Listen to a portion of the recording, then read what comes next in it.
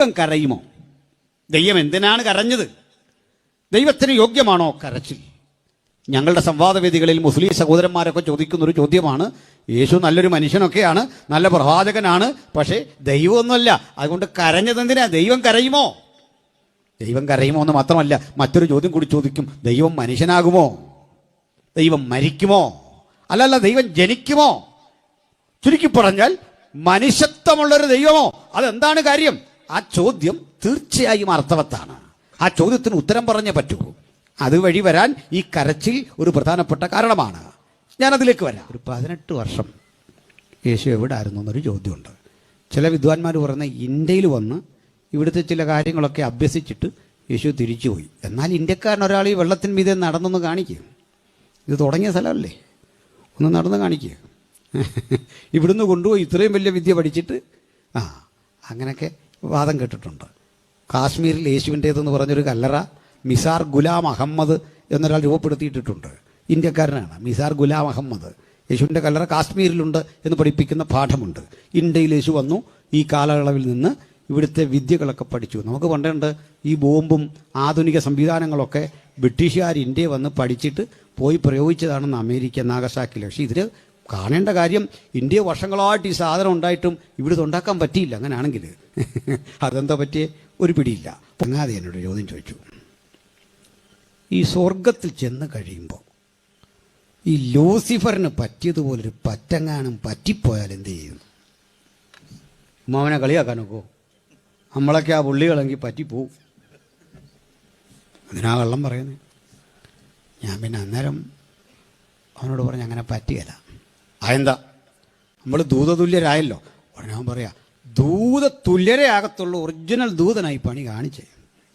അപ്പോൾ പിന്നെ തുല്യനായിട്ട് കാര്യമുണ്ടോ? അതൊരു ക്വസ്റ്റ്യൻ, ഒരു ഒന്നൊന്നര ക്വസ്റ്റ്യനാണ്.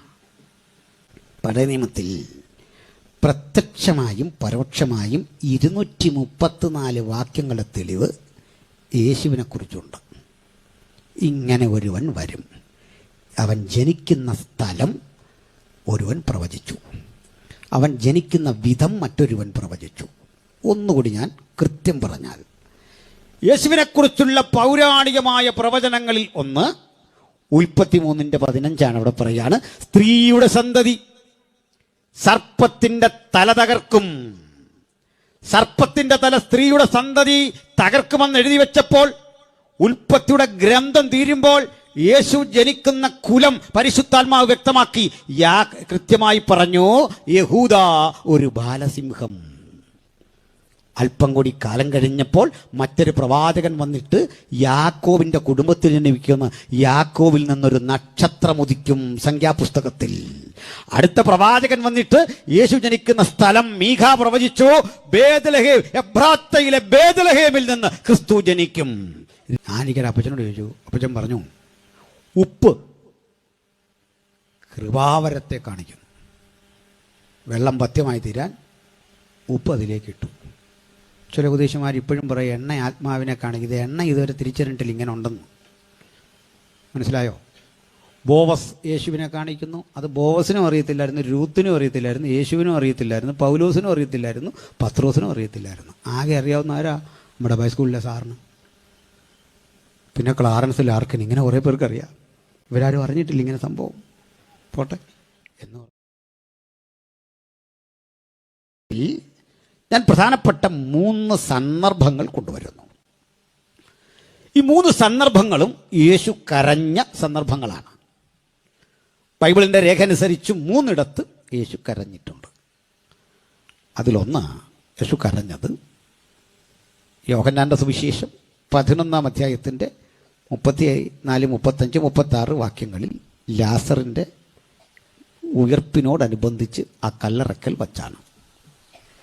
രണ്ടാമത്തെ കരച്ചിൽ രേഖപ്പെടുത്തിയിട്ടുള്ളത് സുവിശേഷങ്ങളിലാണ്. അതിലൊരു വചനം ഉദ്ധരിക്കാം. വിശുദ്ധ ലൂക്കോസിന്റെ സുവിശേഷം 19-ാം അധ്യായത്തിൻ്റെ 40 മുതലുള്ള 41, 42 വേദഭാഗങ്ങളിലാണ്. യേശു യെരൂശലേമിനോട് സമീപിക്കുമ്പോൾ അതിനെ വിചാരിച്ച് കരഞ്ഞു. മൂന്നാമത്തെ കരച്ചിൽ മത്തായിയുടെ സുവിശേഷം 27-ാം അധ്യായത്തിൻ്റെ 40 മുതലുള്ള വേദഭാഗങ്ങളിൽ രേഖപ്പെടുത്തിയിരിക്കുന്നു.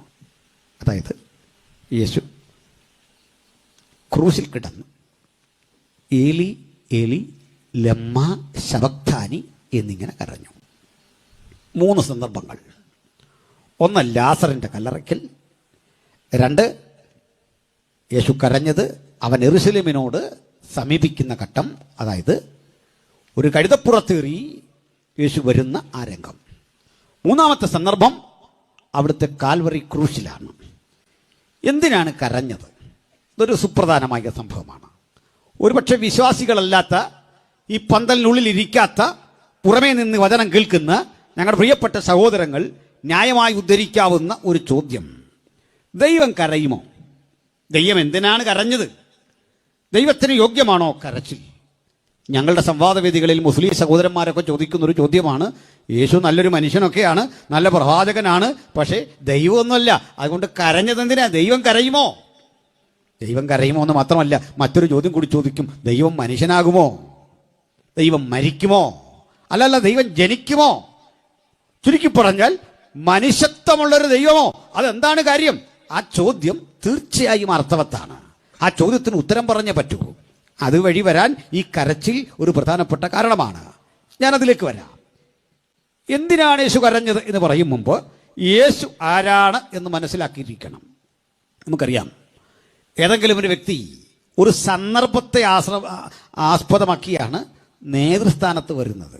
ചിലർ അത്തരം നേതാക്കന്മാരെ ദൈവമായി കാണും. ഞാൻ വിചിത്രമായ ഒരു കാഴ്ച ഗുജറാത്തിൽ കണ്ടു. ആ കാഴ്ച വേറൊന്നുമില്ല. ഗോഡ്സെ നമ്മളറിയുമല്ലോ, മഹാത്മജിയെ വെടിവെച്ചു കൊന്ന ഗോഡ്സെ. ആ ഗോഡ്സെക്ക് അദ്ദേഹത്തിൻ്റെ നാമത്തിൽ ഒരു ആരാധനാലയം ഗുജറാത്തിലുണ്ട്. അത് കണ്ട് ചിരി വന്നുപോയി. ആ ഗ്രാമം കണ്ട് ചിരിച്ചു. കാരണം മഹാത്മജി എന്ന ലോകം വാഴ്ത്തുന്ന ആദരണീയനായ ആ വ്യക്തിത്വത്തെ കൊന്നളഞ്ഞു. ആ വ്യക്തിക്ക് ഒരു ദേവാലയം പണി കഴിപ്പിച്ച് അവിടെ ഇരുന്ന ആളുകൾ ആ വ്യക്തിയെ ദൈവമായി കണ്ട് പ്രാർത്ഥിക്കുക. ഒരിക്കലും ഈ ഗോഡ്സെ ഈ സംഭവത്തിന് മുമ്പ് ദൈവമല്ല. എന്നെയും നിങ്ങളെയും പോലെ മനുഷ്യനാ, ഒരു സാധാരണ മനുഷ്യനാ.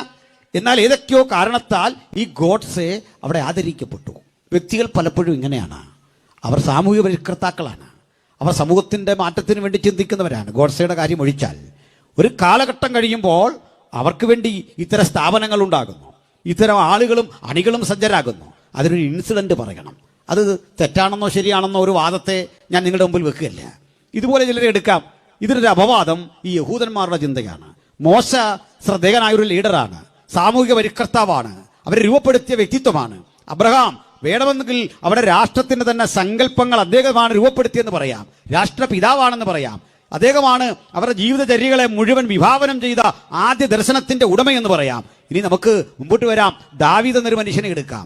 അവരുടെ ജീവിതത്തിൽ ഏറ്റവും ശക്തനായ ഒരു രാജാവാണ്. നിങ്ങൾക്കറിയണ്ടേ, ഇന്നും ഒറ്റ യഹൂദനും ഈ ദാവീദിനെ ദൈവമായി കാണുന്നില്ല. ഒറ്റ യഹൂദനും മോശയെ ദൈവമായി കാണുന്നില്ല.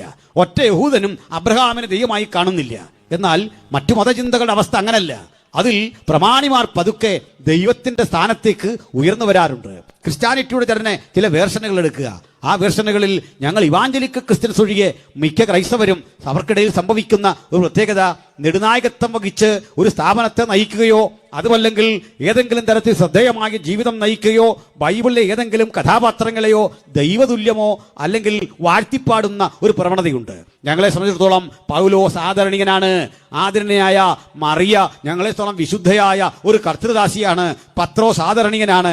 അവരെയൊക്കെ ആദരിക്കും. ഒരു തർക്കവും ആ കാര്യത്തിലില്ല. പക്ഷെ ആരാധിക്കില്ല.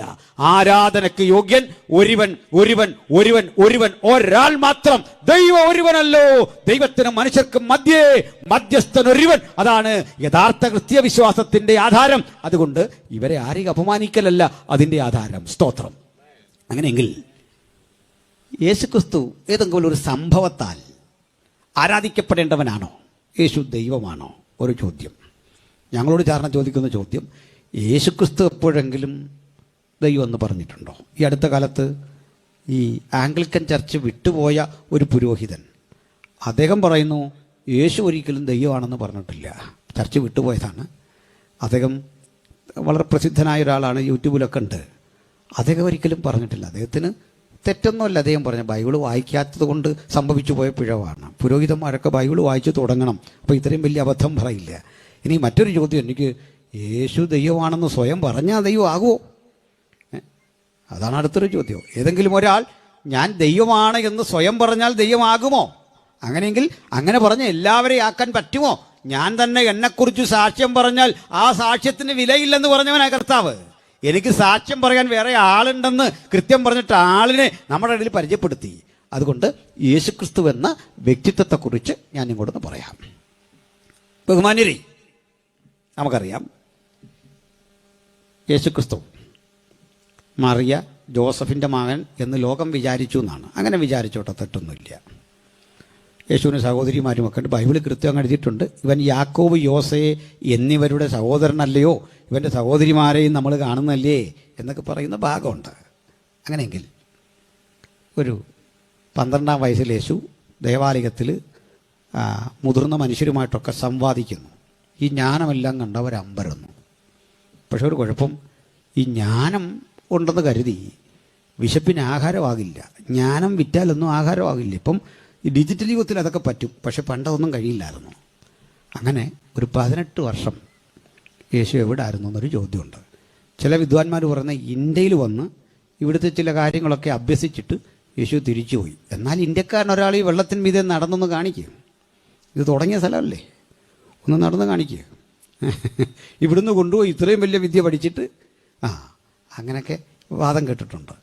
കാശ്മീരിൽ യേശുവിൻ്റേതെന്ന് പറഞ്ഞൊരു കല്ലറ മിസാർ ഗുലാം അഹമ്മദ് എന്നൊരാൾ രൂപപ്പെടുത്തിയിട്ടിട്ടുണ്ട്. ഇന്ത്യക്കാരനാണ് മിസാർ ഗുലാം അഹമ്മദ്. യേശുവിൻ്റെ കല്ലറ കാശ്മീരിലുണ്ട് എന്ന് പഠിപ്പിക്കുന്ന പാഠമുണ്ട്. ഇന്ത്യയിൽ യേശു വന്നു, ഈ കാലയളവിൽ നിന്ന് ഇവിടുത്തെ വിദ്യകളൊക്കെ പഠിച്ചു. നമുക്ക് പണ്ടുണ്ട് ഈ ബോംബും ആധുനിക സംവിധാനങ്ങളൊക്കെ ബ്രിട്ടീഷുകാർ ഇന്ത്യയിൽ വന്ന് പഠിച്ചിട്ട് പോയി പ്രയോഗിച്ചതാണെന്ന് അമേരിക്ക നാഗസാക്കിയിൽ. പക്ഷേ ഇതിൽ കാണേണ്ട കാര്യം, ഇന്ത്യ വർഷങ്ങളായിട്ട് ഈ സാധനം ഉണ്ടായിട്ടും ഇവിടുത്തെ ഉണ്ടാക്കാൻ പറ്റിയില്ല. അങ്ങനെയാണെങ്കിൽ അതെന്താ പറ്റിയേ? ഒരു പിടിയില്ല. പോട്ടെ, അങ്ങനെ ചോദ്യങ്ങൾ വന്നാൽ ഉത്തരമില്ല. പിന്നെ നമ്മൾ പറയാറുണ്ട് ഇന്ത്യക്കാർ വലിയ ബുദ്ധിമാന്മാരാണ്. അതിന് എന്നോടൊരാൾ പറഞ്ഞത് പൂജ്യം കണ്ടുപിടിച്ചത് ആര്യഭടനാണ്. സംശയമൊന്നുമില്ല, അത് ബുദ്ധിയുടെ വലിയ കാര്യമാണ്. അപ്പം ഞാൻ ചോദിച്ചു, 1, 2, 3, 4 പേരാ കണ്ടുപിടിച്ചേ? അതും ബുദ്ധിമാന്മാരല്ലേ? എത്ര എണ്ണസംഖ്യ, എണ്ണിയാലൊടുങ്ങാത്ത എണ്ണസംഖ്യ ഉണ്ട്. ഇതൊക്കെ കണ്ടുപിടിച്ചതും ബുദ്ധിയല്ലേ? അപ്പോൾ ഇന്ത്യയിൽ മാത്രമല്ല, എല്ലായിടത്തും ബുദ്ധിമാന്മാരുണ്ടായിട്ടുണ്ട്. പക്ഷെ നമ്മുടെ കുഴപ്പം എന്താ അറിയണ്ടേ? ഇന്ത്യയിലെ ബുദ്ധിമാന്മാർ അവരുടെ ബുദ്ധി ആളും തരവൊക്കെ നോക്കിയേ വിഭജിച്ച് കൊടുത്തുള്ളൂ. അതാ കുഴപ്പം.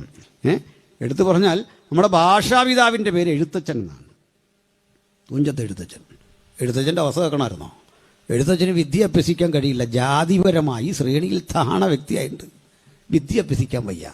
എന്നിട്ടും വിലക്കുകളെ ലംഘിച്ച് എഴുത്തച്ഛൻ പഠിച്ചു. അപ്പോൾ എഴുത്തച്ഛൻ പഠിച്ചു എന്നോ? മലയാള ഭാഷയുടെ പിതാവല്ലേ തുഞ്ചത്ത് എഴുത്തച്ഛൻ. എഴുത്തച്ഛൻ പഠിച്ചു, നല്ല അറിവ് സിദ്ധിച്ചു എന്ന് കേട്ടപ്പോൾ ചാട്ടക്കടിച്ചിട്ട് അടുത്തൊരു ശിക്ഷ. അതുകൊണ്ട് അരിശം തീരാഞ്ഞിട്ട് എന്ത് ചെയ്തു? എഴുത്തച്ഛൻ്റെ ചുമലിലേക്ക് ഈ ചക്കാട്ടുന്ന വിദ്യ, അങ്ങനെ പുതിയ പിള്ളേർക്കൊന്നും ചക്കാട്ടുക എന്ന് പറഞ്ഞാൽ അങ്ങനെ അറിയില്ല. എണ്ണ എടുക്കുന്ന ഒരു സംവിധാനമാണ് ഇന്നത്തെ മില്ലിൻ്റെ പ്രാക്തനമായ രൂപം. അത് ഒരു മരക്കമ്പ് ഒരു കന്നുകാലിയുടെ തോളിൽ വെച്ചിട്ട് അതിനെ കൊണ്ട് ഇങ്ങനെ വട്ടം ചവിട്ടിക്കുമ്പോഴാണ് ഈ തേങ്ങയൊക്കെ പൊടിഞ്ഞ് നമുക്ക് എണ്ണയായിട്ട് കിട്ടുന്നത്. ഈ ചക്കിൻ്റെ മുനമ്പം ഈ എഴുത്തച്ഛൻ്റെ ശരീരത്തിലേക്ക് വെച്ചിട്ട് ചാട്ടക്കടിച്ചിട്ട് എഴുത്തച്ഛനെ കൊണ്ട് ഇങ്ങനെ കറങ്ങിക്കളഞ്ഞു. അതുകൊണ്ടും തീരാഞ്ഞിട്ട് മദ്രാസിലേക്ക് നാട് കടത്തി. കാലമൊത്തി കഴിഞ്ഞപ്പോൾ ചരിത്രം എഴുത്തച്ഛനെ മലയാള ഭാഷയുടെ പിതാവായിട്ട് പുകഴ്ത്തി വാഴ്ത്തി. എന്താ പറഞ്ഞേ? ഇതായിരുന്നു നാട്. നമ്മുടെ നാട്ടിൽ അറിവുണ്ടായിരുന്നേ, നമ്മുടെ നാട്ടിൽ പ്രാപ്തരുണ്ടായിരുന്നേ. പക്ഷേ എന്ത് ചെയ്താൽ ഒരു വരേണ്യ വർഗം അത് താഴേക്ക് വിട്ടുകൊടുക്കുകയില്ല. അതിന് താഴേക്ക് അറിവ് ഇറങ്ങാനായിട്ട് സമ്മതിക്കില്ല. എന്തൊക്കെയോ കുഴപ്പം വരുമെന്നാ. ഞാൻ എൻ്റെ ഒരു ചെറിയ സാക്ഷ്യം നിങ്ങളോട് പറയാം. എൻ്റെ മാത്രമല്ല, പലരുടെയും സാക്ഷിയാണ്. ഇന്ത്യയിൽ പൗരാണികമായ സങ്കല്പം അനുസരിച്ച് വലിയ വലിയ സംഗതികൾ കണ്ടുപിടിച്ച ആളുകളും വിദ്യാസമ്പന്നരും വിദ്യയ്ക്ക് വേണ്ടി തന്നെ ദേവീദേവ സങ്കല്പങ്ങളുമൊക്കെ ഉള്ളൊരു നാടായിരുന്നു. എനിക്കതിനോട് ഒരു അനാദരവുമില്ല. കാരണം ഇവിടെയുള്ള മഹാരഥന്മാർ സംസ്കൃതത്തിലുമൊക്കെ നല്ല പാണ്ഡിത്യം നേടിയ ആളുകൾ ഒക്കെ ഇവിടെ ഉണ്ടായിരുന്നു. പക്ഷെ എൻ്റെ പ്രതിഷേധം ഇത്രേ ഉള്ളൂ, എന്ത് ചെയ്താൽ ഇത് എനിക്ക് തന്നില്ല. അതുകൊണ്ടാണ് എനിക്ക് തന്നത് ബെഞ്ചമിൻ ബെയ്ലി. അതിനുശേഷമാണ് ഞാനിത് പഠിച്ചു തുടങ്ങി. അർണോസ് പാതിരി വന്ന ശേഷം, കോട്ടയത്ത് ബെഞ്ചമിൻ ബെയ്ലി വന്ന ശേഷം, ബേക്കർ സാഹിബ് വന്ന ശേഷം, തോമസ് നോട്ടൺ വന്ന ശേഷമാ വിദ്യ എന്ന രണ്ടക്ഷരം സാധാരണ ജനങ്ങളുടെ അരികിലേക്ക് ഇറങ്ങിയത്. വിദ്യയുടെ തീനാളം അങ്ങോട്ട് ആളി കത്തിക്കഴിഞ്ഞപ്പോൾ ഇത്തരം വ്യവസ്ഥകളൊക്കെ ചരിത്രത്തിന്റെ ചവറ്റുകൊട്ടയിൽ വീണു. ഇനി ഞങ്ങൾ ഒരിക്കലും തിരിച്ചു വരാത്ത വിധം ഈ സ്നേഹത്തിന്റെ ചങ്ങല യേശുവിനോട് ചേർത്ത് ബന്ധിച്ചുകൊണ്ട് വിദ്യയുടെ വിപ്ലവം തുടങ്ങി വെച്ചത് ഇന്ന് പേര് കേൾക്കുന്ന പലരുമല്ല, ചതുരവടിവുള്ള അക്ഷരങ്ങളെ വട്ടെഴുത്താക്കി മാറ്റിയത് ബെഞ്ചമിൻ ബെയ്ലിയ. ഇതിവിടെ നടക്കുമ്പോൾ അങ്ങ് ഗുണ്ടർട്ടെ അങ്ങ് നമ്മുടെ മലബാറിലുമല്ല ഇത് ചെയ്തു. ഞാനിതൊക്കെ സമയമെടുത്ത് പ്രസംഗിക്കുക. ഞാൻ ആഗസ്റ്റ് 15 എന്ന് പറഞ്ഞ് 2 പ്രസംഗം പറഞ്ഞ് കിടപ്പുണ്ട്. അതിലിതെല്ലാം സുവ്യക്തമാക്കി പറഞ്ഞിട്ടുണ്ട്. നമുക്ക് ബൈബിളിൽ തന്നെ നിൽക്കണം, തിരിച്ചു വരാം. എന്തിനാണ് പറഞ്ഞതെന്ന് അറിയണ്ടേ പ്രിയപ്പെട്ടവരെ? യേശുവിനെ ഒന്നറിയണേ, യേശുവിനെക്കുറിച്ചൊന്ന് പഠിക്കണേ, കാര്യങ്ങളൊന്ന് ഗ്രഹിക്കണം. യേശു അങ്ങനെ 18 വയസ്സ് വരെ എവിടെ ആയിരുന്നു എന്ന് ചോദിച്ചാൽ ബൈബിളിൽ കൃത്യ ഉത്തരവുണ്ട്. അവൻ മാതാപിതാക്കൾക്ക് കീഴടങ്ങിക്കഴിഞ്ഞു. ബൈബിൾ എഴുതിയിരിക്കുന്ന അങ്ങനെ വീട്ടിൽ. അങ്ങനെ തെറ്റാണ്. മാതാപിതാക്കൾക്ക് കീഴടങ്ങിക്കഴിഞ്ഞു. അങ്ങനെ കഴിഞ്ഞില്ല. അവൻ നാട്ടിൽ അവിടുന്ന് ചാടി ഇവിടെ വന്നു എന്ന് പറയുന്നത് മാതാപിതാക്കൾക്ക് കീഴടങ്ങി കഴിയാത്തവനാ. മനസ്സിലായില്ലേ?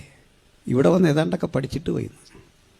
എവിടെ? ചുമ്മാ ഊഹം പറയാതെ തെളിവ് വെച്ച് സംസാരിക്കണം. തെളിവാ പറയണ്ടേ. ഞാനത് പറയുമ്പോൾ ഓർക്കുന്നൊരു കാര്യമുണ്ട്. ഈ ബ്രിട്ടീഷുകാർ കൊണ്ട് ഇന്ത്യയിലേക്ക് വന്നു. നിങ്ങൾ ഈ പരസ്യം നടത്തുന്ന പാസ്റ്റർമാരൊക്കെ ഉണ്ടെങ്കിൽ, നമ്മൾ ഈ പരസ്യമൊക്കെ നടത്തുമ്പോൾ അതുകൂടി സാറേ, ചില ആളുകൾ വന്നിട്ട് നമ്മുടെ അടുത്ത് നമ്മളല്ല ഈ ബ്രിട്ടീഷ് പക്ഷപാതികളാണ് എന്നൊരു രീതിയിൽ സംസാരിക്കും. തുറന്നു പറയാൽ എനിക്കല്പം ബ്രിട്ടീഷ് പക്ഷപാതം ഉണ്ട്. എന്തിനാ കള്ളം പറയുന്നത്? ഇതൊക്കെ കൊണ്ടാ ഈ പറഞ്ഞുകൊണ്ടാ. അത് ഈസ്റ്റ് ഇന്ത്യ കമ്പനിയോടല്ല കേട്ടോ, ഇന്ത്യയിൽ വന്ന മിഷണറിമാരോടാ. രണ്ടും രണ്ടാണ്. ഈസ്റ്റ് ഇന്ത്യ കമ്പനി ഇന്ത്യ കൊള്ളയടിക്കാൻ വന്ന അവരോടെന്തിനാ? ഈസ്റ്റ് ഇന്ത്യ കമ്പനി ഇന്ത്യ കൊള്ളയടിക്കും മുമ്പ് ഇന്ത്യയിലെ രാജാക്കന്മാർ ഇന്ത്യ കൊള്ളയടിക്കായിരുന്നു. കൊള്ളക്കാരെ ഒരുപോലെ കാണണം. അത് നാട്ടിലെ കൊള്ളക്കാരനും വിദേശ കൊള്ളക്കാരനും രണ്ടാകുമോ? 108 വിധ കരം പിരിച്ച നരാധമന്മാരുടെ പേരാ ഇന്ത്യയിലെ രാജാക്കന്മാർ. തെളിവ് വെച്ചേ സംസാരിക്കാവൂ. 108 വിധ കരം കണ്ടോ? ഇപ്പോഴൊക്കെ നമ്മുടെ കരം കുറവാണെന്ന്. പണ്ടത്തെ സ്ഥിതിക്കണം. 108 വിധ കരം. ആ കരങ്ങളുടെ പലതിൻ്റെയും പേര് പൊതുജനസമക്ഷം പറഞ്ഞുകൂടാ. നടക്കരം, കുടിക്കരം, കിടക്കരം, മുലക്കരം, തലക്കരം. കണ്ടോ? അമ്മ മാറുമറക്കുന്നതിന് കരം കൊടുക്കേണ്ടി വന്ന ഒരു നാടിൻ്റെ പേരാണ് കേരളം. മനസ്സിലായില്ലേ? അതൊക്കെ മാറ്റിമറിച്ചത് എന്താ? എങ്ങനെയാ സ്ഥിതിക്കൊക്കെ മാറ്റം വന്നത്? ഈ പുസ്തകം പഠിക്കണമെന്നേ, ചരിത്രം കൂടി പഠിക്കണം. ഒത്തിരി വസ്തുതകൾ പറയാനുണ്ട്. 108 വിധ കരം തിരുവിതാംകൂർ രാജാക്കന്മാർ പിടിക്കും. ഇങ്ങനെ പിടിച്ചുകൊണ്ടിരിക്കുമ്പോൾ നമ്മൾ പുകഴ്ത്തി പറയുന്ന ടിപ്പു സുൽത്താനും ഒക്കെ ഇല്ലേ? ഈ സുൽത്താനൊക്കെ എന്തോ ചെയ്തെന്ന് പറയുന്ന വാര്യംകുന്നൻ, ടിപ്പു സുൽത്താൻ, ഇതൊക്കെ കേൾക്കുമ്പോൾ നമുക്ക് പലർക്കും ആവേശമാണ്. ഒരാവേശം വേണ്ട. ജനാധിപത്യം പുലർന്ന് മര്യാദയ്ക്ക് നമ്മളെയൊക്കെ കൊണ്ടുപോകാൻ വേണ്ടി പരിചയമല്ലെന്ന്.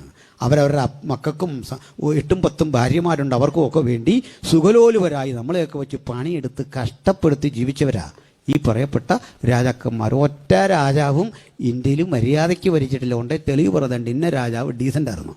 അഥവാ അങ്ങനെ ഉണ്ടെങ്കിൽ ഔദാര്യം അവർ കാണിച്ചു എന്ന് വേണം പറയാൻ. ഇന്നേ ഞാൻ ഇന്ത്യയെ സ്നേഹിക്കുന്നുണ്ടോ? ഉണ്ട്. എന്നു മുതലുള്ള ഇന്ത്യ എന്നറിയോ? 1947 ശേഷമുള്ള ഇന്ത്യ. അതിനു മുമ്പുള്ള ഇന്ത്യ എനിക്ക് ഭയമാണ്. അതിനു മുമ്പുള്ള ഇന്ത്യ എനിക്ക് ഭീകരമാണ്. കാരണം എന്താ? മനുഷ്യനെ വില പറഞ്ഞ് വിൽക്കുന്ന ചന്തയായിരുന്നു തിരുനക്കര. ആ ഇന്ത്യയെ ഞാൻ സ്നേഹിക്കണമെന്ന് പറഞ്ഞാൽ എന്നെ കൊണ്ട് നടപ്പുള്ള കാര്യമല്ല. നോക്കണം, അമ്മയ്ക്ക് മാറുമടക്കാൻ നികുതി അടയ്ക്കേണ്ടി വന്ന ഇന്ത്യയെ ഞാൻ സ്നേഹിക്കണമെന്ന് പറഞ്ഞാൽ മനോരോഗികൾക്ക് മാത്രമേ അതിന് സാധിക്കത്തുള്ളൂ. മനസ്സിലായല്ലോ? രാജാക്കന്മാർക്ക് ഇംഗിതം പോലെ ജീവിക്കാൻ നല്ല മണ്ണും നല്ല പെണ്ണും രാജാവിൻ്റെതെന്നുള്ള ആപ്തവാക്യത്തിന്റെ പിന്നിൽ അണിനിരക്കാൻ ജനാധിപത്യ ബോധമുള്ള മനുഷ്യന് കഴിയില്ല. പക്ഷെ 47 ശേഷമുള്ള ഇന്ത്യയെ ഞാൻ സ്നേഹിക്കും. അതിന്റെ കാരണം 47 മുമ്പ് ഞാൻ ഈ രാജ്യത്ത് വെറും പ്രജയാണെങ്കിൽ 47 ശേഷം ഞാൻ പൗരനായി, അവകാശമുള്ള പൗരൻ, ഭരണഘടനയുള്ള പൗരൻ, ഒരു രാജ്യത്തിൽ അന്തസ്സും ആഭിജാത്യം എനിക്ക് തന്ന ഭരണഘടനാ ബോധമുള്ള പൗരനാക്കി എന്നെ മാറ്റിയത് 47 ശേഷമാണെന്ന്. അതിനുമ്പോൾ ബ്രിട്ടീഷുകാരും കണക്കാ, നീയും കണക്കായിരുന്നു. ഇഷ്ടംപോലെ പിരിച്ചു, പാവപ്പെട്ടവനെ വല്ലാതെ വിഷമിപ്പിച്ചു. ആ വഴിക്കൊന്നും ഒത്തിരി ഞാൻ പോകുന്നില്ല. എന്നാലും ഒന്ന് പറയട്ടെ, ഈ ബ്രിട്ടീഷുകാർ ഇങ്ങോട്ട് വരുമ്പം ഈ സംഭവിക്കുന്നത്, ഒരു രാജാവ് തൊട്ടടുത്ത് കിടക്കുന്ന ഒരു നാട്ടുരാജാവുമായിട്ട് അടിവെക്കും. പിണങ്ങല്ലേ എന്ന് പറഞ്ഞാൽ ഒരു എക്സാമ്പിൾ. ഇപ്പോൾ പണ്ട് എഴുമറ്റൂർ ഒരു രാജ്യമാണ്, ഒരു നാട്ടുരാജ്യം.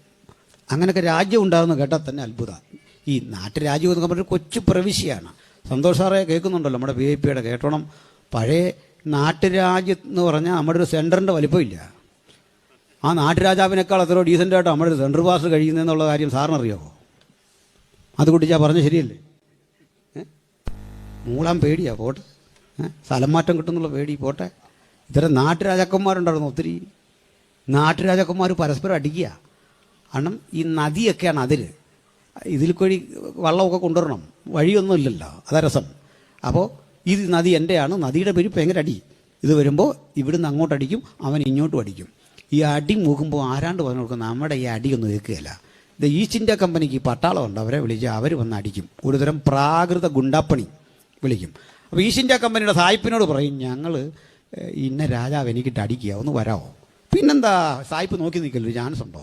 സായിപ്പ് പറയും, അവൻ മാത്രമല്ല അവൻ്റെ കൂടെ അടിക്കുന്നവരുണ്ടെങ്കിൽ അവരെയും ഞങ്ങൾ തുരത്താം. പിന്നെ ഞങ്ങൾ കുറച്ച് നാൾ അവിടെ താമസിക്കും, ഒരു കണ്ടോണമെൻ്റ് ഉണ്ടാക്കും, ഞങ്ങൾ അടുത്ത് കൃഷി ചെയ്യും. നിങ്ങൾ ജീവിച്ചോ, ഭൂമി വെറുതെ കിടക്കല്ലേ.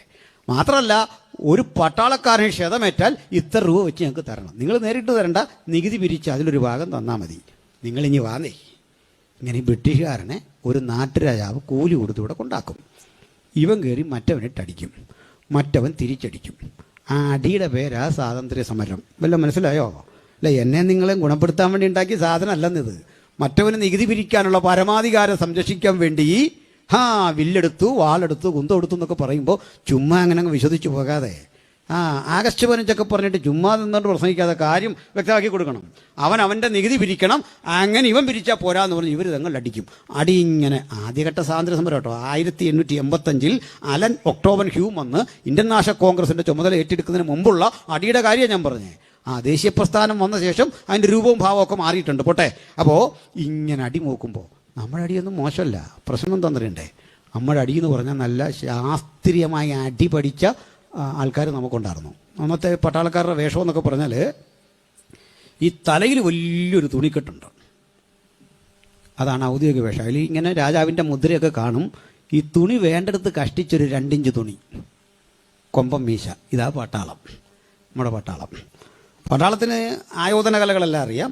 അവർ കൃത്യമായി തന്നെ ഈ വഴിപാടും കാര്യങ്ങളെല്ലാം നടത്തിയിട്ട് യുദ്ധത്തിന് നിൽക്കുക. നമ്മുടെ യുദ്ധത്തിന് പ്രത്യേകത, എതിരാളിയെ കൂടി വണങ്ങിയിട്ടാണ് അടി കൊടുക്കുന്നത്. ലോകത്തൊരു രാജ്യത്തിലും അത്ര രീതിയില്ല. നിങ്ങളൊന്നാലോചിച്ച് ഗുഡ് മോർണിംഗ് സാർ എന്ന് പറഞ്ഞൊരു കീച്ചിട്ട് കൊടുക്കുക. അച്ഛാ സുഖമായിട്ടിരിക്കുന്നു, പിടിച്ചു ഓർണമെന്ന് ഇങ്ങനെ കൊടുക്കുന്ന വിധത്തിലെ യുദ്ധമായിരുന്നു പണ്ട് ഇവിടെ നടന്നുകൊണ്ടിരുന്നത്. നല്ല യുദ്ധം. അത് നമ്മൾ ചരിത്രം പഠിച്ച ഒത്തിരി കാര്യങ്ങളുണ്ടേ. മുമ്പോട്ട് എനിക്ക് സമയമില്ലാത്തതുകൊണ്ട് ആ വഴിയൊന്നും പോകാൻ പറ്റുന്നില്ല. അപ്പോൾ എന്തൊക്കെ അടിയെന്നറിയണ്ടേ? അതിൻ്റെ തത്വങ്ങൾ കുറേയൊക്കെ എനിക്കറിയാം, പക്ഷെ അടിക്കാനൊന്നും അറിയത്തില്ല, അതിനുള്ള ശേഷിയില്ല. ഈ തത്വം അറിയാം, തത്വം അറിഞ്ഞിട്ട് കാര്യമില്ലല്ലോ. അപ്പോൾ അടി തുടങ്ങി. അതിനു മുമ്പ് പ്രകൃതിയെ നമസ്കരിച്ചു, മണ്ണിനെ നമസ്കരിച്ചു, മാതാപിതാക്കളെ ഓർത്തു, രാഹുകാലം വിറ്റ ഞങ്ങൾ ആരാണ്ടാണോ? അന്ന് ഇന്ത്യ വിറ്റ നാട്ടുരാജാവിൻ്റെ കൊച്ചുമകനാ ഞങ്ങളുടെ പരസ്യവും കലക്കിയിട്ട് ചൊറിയാ. നീയൊക്കെ ചരിത്രം പഠിക്കും, ആദ്യം ചരിത്രം പഠിക്കും. ഞങ്ങളല്ലെന്ന്, ഞങ്ങളങ്ങനെ ചെയ്തിട്ടേ ഇല്ല. ഏത് കോടതിയിലും മൊഴി കൊടുക്കാം, ഞങ്ങളല്ലത്. നിരുപാധികം വിട്ടയക്ക് സാർ, നമ്മളല്ല. നിങ്ങൾ ചരിത്രത്തിൽ നിന്ന് സംഭവം കൊണ്ടുപോവാ, നമ്മളല്ല. ഞങ്ങൾ വേറെ ടീമാണ്. ഞങ്ങളാരുടെ ടീമാണെന്നറിയോ? ഒരു നുള്ളു മണ്ണ് ഇവിടുന്ന് കൊണ്ടുപോകാതെ, ഇവിടുന്ന് ആരെയും ഉപദ്രവിക്കാതെ ഈ രാജ്യത്തേക്ക് അങ്ങ് ഫ്രാൻസും അമേരിക്കയും ബ്രിട്ടനിൽ നിന്നൊക്കെ സുവിശേഷം പ്രസംഗിക്കാൻ വന്ന കുറേ മനുഷ്യരുണ്ട്, മിഷണറിമാർ. അവരുടെ പക്ഷേ അവർ കൊള്ളയടിക്കാൻ വന്നല്ല. ആ നാട്ടിൽ അവർക്കുണ്ടായിരുന്ന സ്വത്തും സമ്പത്തും ഒക്കെ ഇവിടെ കൊണ്ട് ചിലവഴിച്ച് ഇവിടെ മരിച്ചു വീണ മഹാരഥന്മാരുടെ പിൻഗാമികളായിട്ടാ ഞങ്ങൾ ഇന്ന് സുവിശേഷം പറയുന്നത്. അവരാണ് കലാലയങ്ങൾ രൂപപ്പെടുത്തിയത്. ഇന്ത്യയുടെ മാറ്റത്തിന്റെ മുഴുവൻ മാറ്റൊലി അവരുടെ ശബ്ദത്തിലൂടെ പുറത്തു വന്നത്. ഇന്ത്യക്കാരൻ ആദ്യം BA MA ഈ ഡിഗ്രി കണ്ടതേ ബൈബിൾ സ്കൂളിൽ നിന്നാ. മനസ്സിലായോ? സെമിനാരികൾക്കകത്തുനിന്നാ ആദ്യം BA MA പുറത്തു വന്നത്. സർക്കാർ അംഗീകൃത ഡിഗ്രി അതാ പുറത്തു വന്നത്. എനിക്ക് നേരമില്ല, അതുകൊണ്ട് അതൊക്കെ വിടുന്നു. പറഞ്ഞ എന്തിനാ?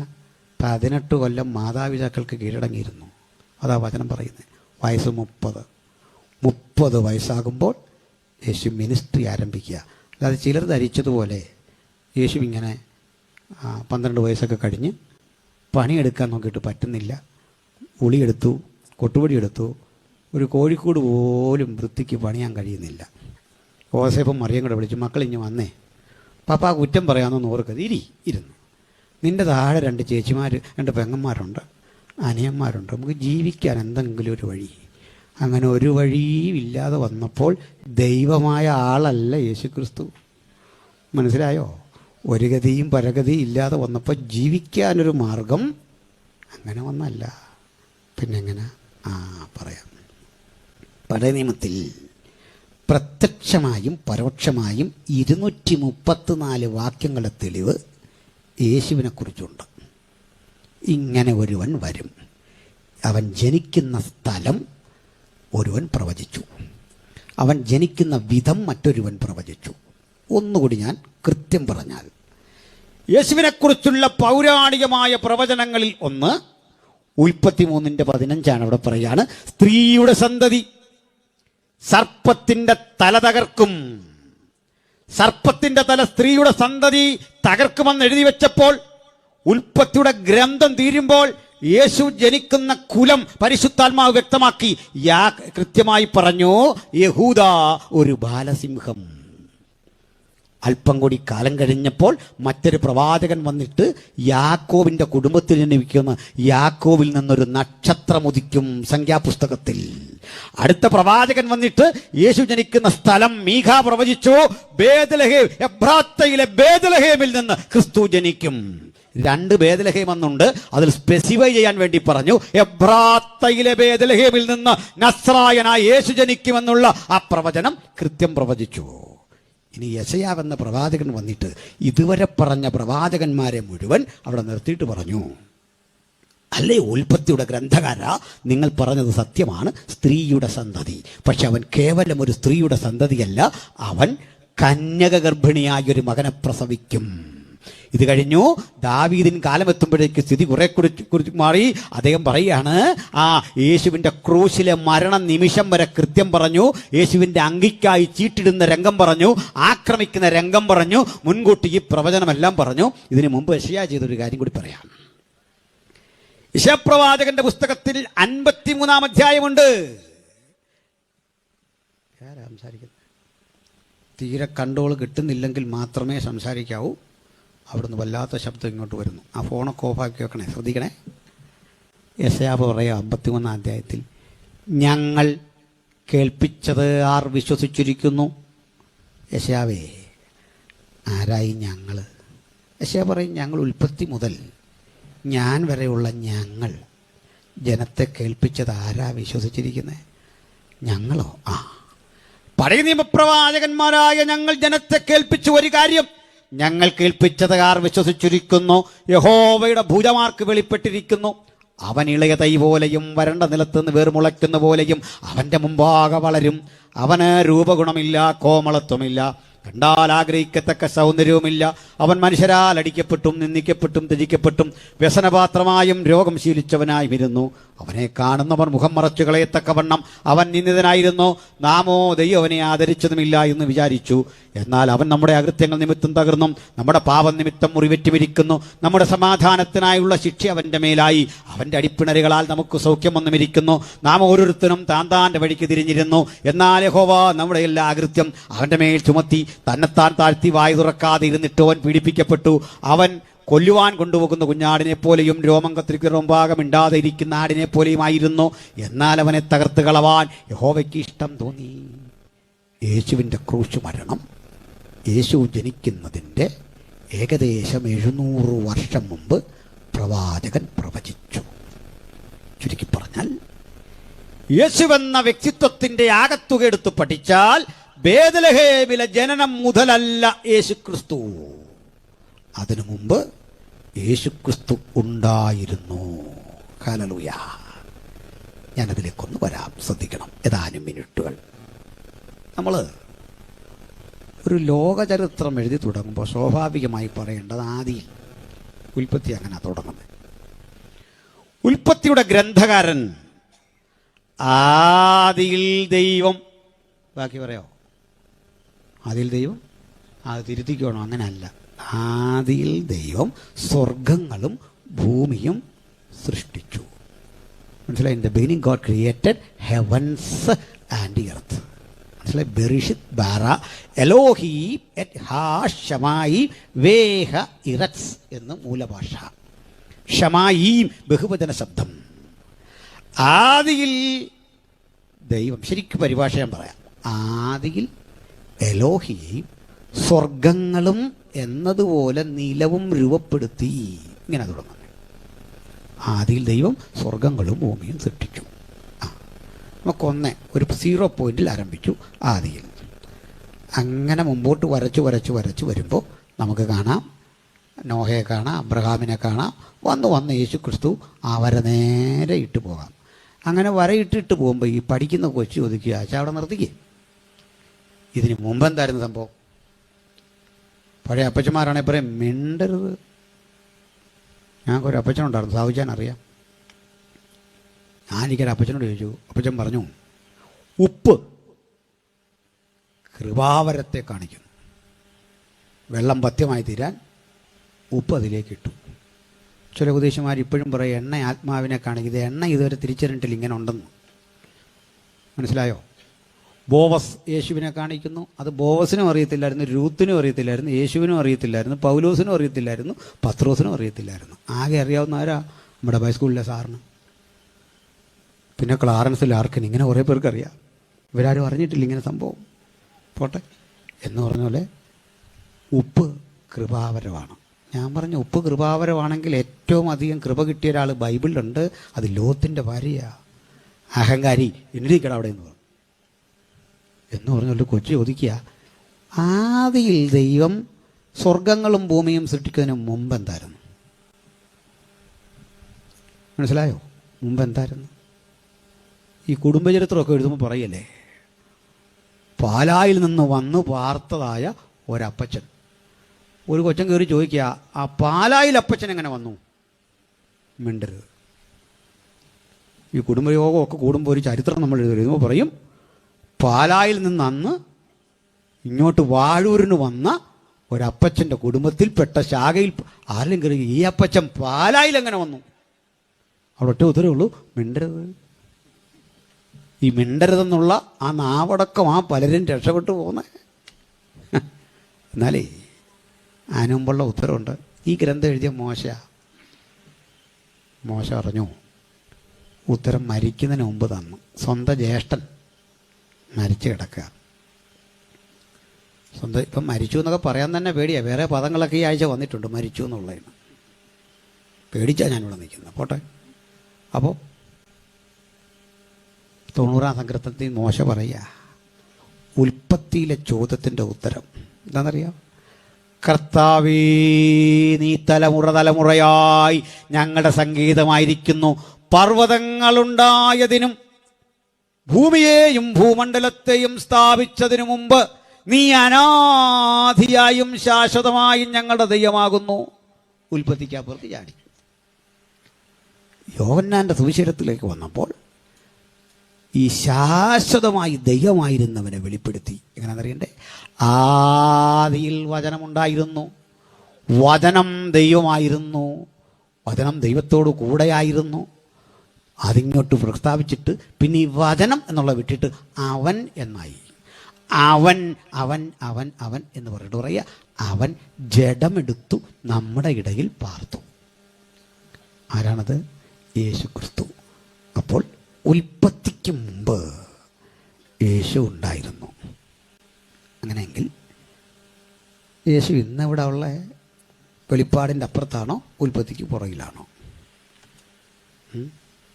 ഞാൻ പറയും ഉൽപ്പത്തിക്ക് പുറകിലാണ്. എന്താ കാര്യം? യോഹന്നാന്റെ സുവിശേഷം 17-ാം അധ്യായത്തിൽ പറയാ, പിതാവേ, ലോകാരംഭത്തിന് മുമ്പ് നിന്റെ അരികിൽ എനിക്കുണ്ടായിരുന്ന മഹത്വത്തിലേക്ക് എന്നെ കൈക്കൊള്ളണം. മുമ്പോട്ടല്ലെന്ന്, ഇങ്ങോട്ട്. നമ്മളെങ്ങോട്ടാണ് പോകുന്നത്? ഞാനിരിക്കുന്ന ഇടമായ പിതാവിൻ്റെ മഹിമയുടെ വലത്തുഭാഗത്ത് നിങ്ങളെയും ചേർക്കും. അപ്പം നമ്മളെങ്ങോട്ടാണ് പോകുന്നത്? വെളിപ്പാട് വഴി അല്ലെന്ന് യാത്ര, ഇങ്ങോട്ടാണ് യാത്രയെന്ന്. അതെങ്ങനെ നോക്കും? പറയാം. നമ്മൾ പോകുന്നത് ഇങ്ങനെ, ചെല്ലുന്നത് ഇങ്ങോട്ടാ. ഇതൊരു വൃത്തം പോലെ ഒന്ന് സങ്കല്പിച്ചേ. വൃത്തത്തിൻ്റെ എവിടെയും കുത്തി നിങ്ങൾക്ക് ആദിയിൽ തുടങ്ങാം. ഒരു വൃത്തം വരയ്ക്കണം. ഇവിടെ കുത്തിയാൽ ആദിയിൽ ഉൽപ്പത്തി 1:1 കറങ്ങി തിരിഞ്ഞ് ഇവിടെ വരും. ഇതാ ബൈബിളിൻ്റെ ലോകക്രമം. മനസ്സിലായവരെ ഓർത്ത് ഞാൻ ദൈവത്തെ സ്തുതിക്കുന്നു. ദൈവത്തിൻ്റെ ആത്യന്തികമായ പദ്ധതി അതെത്ര വലുതാ! സ്തോത്രം. ഞാൻ വിശദീകരിക്കുന്നില്ല. അന്നേ ക്രിസ്തു ഉണ്ടായിരുന്നു. അതെങ്ങനായിരുന്നു? അന്നത്തെ ക്രിസ്തുവിനെ കാണാൻ വെളിപ്പാടിലെ ക്രിസ്തുവിനെ കണ്ടാൽ മതി. ഏകദേശം 90% യോജിക്കും. ഒരു വ്യത്യാസമുള്ളൂ, ഒരു ബിരുദം കരതമാക്കുന്നുണ്ട് എൻ്റെ ഇടയ്ക്ക്. അതെന്താണെന്ന് ഞാൻ പറയാം. നോക്കണം, ആ ക്രിസ്തു പിതാവിന്റെ മഹിമയുടെ വലത്തുഭാഗത്തിരിക്കുന്ന രംഗമെങ്ങനെ? ഞാൻ സ്വർഗത്തിൽ ഒരു വാതിൽ തുറന്നിരിക്കുന്നത് കണ്ടു. ആ സിംഹാസനത്തിൽ, അവിടെ ഒരു മനോഹരമായൊരു സിംഹാസനം ഞാൻ കണ്ടു. സിംഹാസനത്തിൽ കാഴ്ചയ്ക്ക് സൂര്യകാന്തത്തോടും പത്മരാഗത്തോടും സദൃശനായി ഒരുവരിയ്ക്കുന്നു. സിംഹാസനത്തിന്റെ മുമ്പിൽ നിന്നും ശുദ്ധ പളുങ്കിനൊത്തൊരു കണ്ണാടിക്കടൽ പുറപ്പെടുന്നു. ഈ കണ്ണാടിക്കടലിന്റെ അക്കരയും ഇക്കരയും യഹോവയുടെ 7 ആത്മാക്കളായ 7 ദീപങ്ങൾ ജ്വലിച്ചുകൊണ്ടിരിക്കുന്നു. ആ കാഴ്ചയുടെ നടുവിൽ 24 മൂപ്പന്മാരുണ്ട്, 4 ജീവികളുണ്ട്. അവർ 24 മൂപ്പന്മാർക്കും സ്വർണം കൊണ്ടുള്ള കിരീടമുണ്ട്. അവ കിരീടം വെച്ച് ദൈവത്തിന് ഇങ്ങനെ മഹത്വം അർപ്പിച്ചുകൊണ്ടിരിക്കുമ്പോൾ, ഇരിക്കുന്നവനും ഇരുന്നവനും വരുന്നവനുമായ സർവശക്തിയുള്ള ദൈവത്തിന് ജീവികൾ മഹത്വം കൊടുക്കുമ്പോഴൊക്കെ തങ്ങളുടെ കിരീടങ്ങളെ താഴെ വെക്കുന്ന ഒരു സ്വർഗീയ ആരാധന. പിതാവുണ്ട്, പുത്രനുണ്ട്, പരിശുദ്ധാത്മാവുണ്ട്. പുത്രനെ കാണുന്ന പിന്നെയാണ്. എന്നാൽ ഈ അവസ്ഥയിലേക്ക് പുത്രൻ പണ്ടുണ്ടായിരുന്ന മഹിമ വെടിഞ്ഞ് ഒരു താണ ലോകത്തിലേക്ക് നമുക്ക് വേണ്ടി വന്നു. അതാണ് യേശുക്രിസ്തു. ഇത്ര ലളിതമാത് മനസ്സിലായി കാണും. ചുരുക്കി പറഞ്ഞാൽ, ബേത്ലഹേമിലെ ജനനം മുതലല്ല, യേശു അതിനു മുമ്പുണ്ട്. ബേത്ലഹേമിലെ ജനനത്തിൽ സംഭവിക്കുന്നത് എങ്ങനെ? കന്യക ഗർഭിണിയായി ഒരു മകനെ പ്രസവിച്ചു. ഈ ക്രിസ്തു 33.5 വയസ്സായ ഏകദേശ കണക്ക്, അത് കൃത്യം ബൈബിളിൽ എഴുതിയിട്ടൊന്നുമില്ല. ആ ക്രിസ്തുവിൻ്റെ 30 മുതൽ 33.5 വരെയുള്ള 3.5 കൊല്ലങ്ങളാണ് ഇഹലോകത്തിലെ മിനിസ്ട്രി. അപ്പോൾ യേശു എങ്ങനെയായിരുന്നു? എന്നെയും നിങ്ങളെയും പോലെ ഒരു പക്കാ മനുഷ്യൻ, ഒരു സാധാരണ മനുഷ്യൻ. പിടികിട്ടിയോ? ദൈവത്വം അവനിലോട്ട്, മനുഷ്യത്വമുണ്ട്. എന്നാൽ വലിയൊരു മർമ്മം ഞാൻ നിങ്ങളോട് പറയാം. യേശു ഇഹലോകത്തിൽ വന്നത് ദൈവത്വം വെളിപ്പെടുത്താനായിരുന്നില്ല, മനുഷ്യത്വം വെളിപ്പെടുത്താൻ. മനസ്സിലായില്ല? പറയാം. ദൈവത്തിൻ്റെ മനുഷ്യത്വം പിടികിട്ടിയോ? ഇല്ല. തെളിവ് തരാം. യേശുവിന് ഒത്തിരി പേരുണ്ട്. ദൈവപുത്രൻ, ഇമ്മാനുവേൽ, അത്ഭുത ആലോചനക്കാരൻ, വീരനാൻ ദൈവം, നിത്യതയുടെ പിതാവ്, ഒത്തിരി പേരുണ്ടെങ്കിലും യേശു കർത്താവ് ഏറെ ഇഷ്ടപ്പെട്ട പേര് മനുഷ്യപുത്രൻ. യാതൊരുവൻ വന്ന് യേശുവിനെ വിളിക്കും ദൈവമെന്നോ ദൈവപുത്രനെന്നോ വിളിച്ചാൽ ഒരു ചെറിയ പ്രശ്നം യേശു ഉണ്ടാക്കും. അല്ല, പുകഴ്ത്തിയാൽ തന്നെ ഇഷ്ടമല്ല. ഉദാഹരണം, നിക്കോദിമോസ് രാത്രിയിൽ അവൻ്റെ അരികിൽ വന്നു. യേശുവിനൊരു വിളി. എന്താ വിളിക്കുന്നറിയണ്ടേ? റബി, നീ ദൈവത്തിൻ്റെ അടുക്കൽ നിന്ന് ഉപദേഷ്ടാവായി വന്നിരിക്കുന്നു എന്ന് ഞങ്ങൾ ഉറച്ചിരിക്കുന്നു. ഇതാരൊരു വക്കീലാണ് വന്നിരിക്കുന്നത്. നമ്മളാണ് എന്ത് പറഞ്ഞേ? പത്രോസ് ഇങ്ങോട്ട് വന്നേ, യോഹന്നാൻ വന്നേ, അന്ത്രോസ് വന്നേ. എന്താ? എടാ, എന്നെ മനസ്സിലാക്കണേ, വിവരമുള്ളവന് മനസ്സിലായി ഞാൻ ആരാന്ന്. നാട്ടിൽ കിടന്ന് കുറേ പേര് പറയാം ഞാൻ തച്ചൻ്റെ മകൻ, മറിയയുടെ മകനെന്ന് ആക്ഷേപിക്കുമ്പോൾ വക്കീല് പറയുക നീ ദൈവത്തിൻ്റെ അടുക്കൽ നിന്ന്. ഒന്നും പറഞ്ഞില്ല. യേശു പറഞ്ഞേ, കുഞ്ഞു വീണ്ടും ജനിക്കണം. കൂടുതൽ ടോക്കില്ല, വീണ്ടും ജനിച്ചേ പറ്റൂ. യേശുവിനെ ആരെങ്കിലും കയറി ദൈവമെന്നോ ദൈവപുത്രനെന്നോ വിളിച്ചാൽ ഒരോടക്ക തെളിവ് കേൾക്കണം. പിന്നെയും വന്നിട്ട് വിളിക്കും നല്ലവനായ ഗുരു. എന്നെ അങ്ങനെ വിളിക്കരുത്, കട്ട് ചെയ്ത് വിടും. മനുഷ്യപുത്രനെന്ന് വിളിച്ചാൽ മതി തന്നെ. ഈ വിലക്ക് നിലനിൽക്കുക. ഒരുത്തൻ ഫിലിപ്പിൻ്റെ കൈസരിൽ വെച്ച് യേശുവിനെ വിളിച്ചു, നീ ജീവനുള്ള ദൈവത്തിൻ്റെ പുത്രനായ ക്രിസ്തു. അന്ന് വിലക്കോ? വീണ്ടും ജനിച്ചവന് വിളിച്ചാൽ കർത്താവിന് ഭയങ്കര സന്തോഷമാണ്. വീണ്ടും ജനിച്ചവന് മാത്രമുള്ള തിരിച്ചറിവാ നീ ദൈവപുത്രൻ. എന്താ തെളിവെന്നറിയണ്ടേ? മാരക മരക്കുരിശിൽ ചോര ചിന്തി അവസാനത്തുള്ളി രക്തവും മനുഷ്യരാശിക്ക് കൊടുക്കുന്ന അവനെ കണ്ടിട്ടേ, എന്നെയും നിങ്ങളെ പോലെ പച്ച മനുഷ്യൻ അവനെ കണ്ടിട്ട് പറയുക, നീയാണ് എൻ്റെ രക്ഷകൻ എന്ന് പറയണമെങ്കിൽ പിതാവ് വെളിപ്പെടുത്തണം, ദൈവത്വത്തിൽ ഉള്ളണം. ആ സ്വർഗസ്ഥനായ എൻ്റെ പിതാവ് വെളിപ്പെടുത്തിയിട്ടല്ലാതെ നിനക്ക് ഈ മർമ്മം മനസ്സിലാവില്ല. അതാണ് യേശുക്രിസ്തു. വേറൊരു കാര്യങ്ങളുണ്ട്. നമ്മുടെ സാത്താൻ യേശുവിനെ കണ്ടിട്ട് വിളിച്ചു. മര്യാദയ്ക്ക് യേശുവിനെ ബൈബിളിൽ വിളിച്ച ഒരാൾ സാത്താനാ. അങ്ങനെ വിളിച്ച്, യേശുവേ മഹോന്നതനായ ദൈവത്തിൻ്റെ പുത്ര. കേൾക്കാൻ നല്ല ഇമ്പമുള്ള കാര്യമാണല്ലോ എന്ന് ഓർത്ത് എന്നാൽ കുറേ കൂടെ പറഞ്ഞാട്ടെ എന്ന് നമ്മുടെ ഈ പാട്ട് പാടുന്ന സൗകര്യങ്ങൾ നിങ്ങൾ തെറ്റിദ്ധരിക്കല്ല്. ഇപ്പോൾ ഈ പാട്ട് കഴിഞ്ഞേ ഞാൻ പോവുള്ളൂ. കാരണം ഈ പാട്ടുകാരുടെ കൂടൊരു പ്രസംഗമുണ്ട്, പറയുന്നവരെയല്ല കേട്ടോ. ഞാനൊരാളോട് പറഞ്ഞ് പ്രസംഗിക്കാൻ ഞങ്ങളൊക്കെ ഉണ്ടല്ലോ, നിങ്ങൾ ആ സമയം കൂടെ ഒരു പാട്ടങ്ങ് പാട്, മനുഷ്യനെ ആരാധിക്കുവോ കൈയടിക്കുവോ ചാടുവോ തുള്ളുവോ ഒക്കെ ചെയ്തോട്ടെ.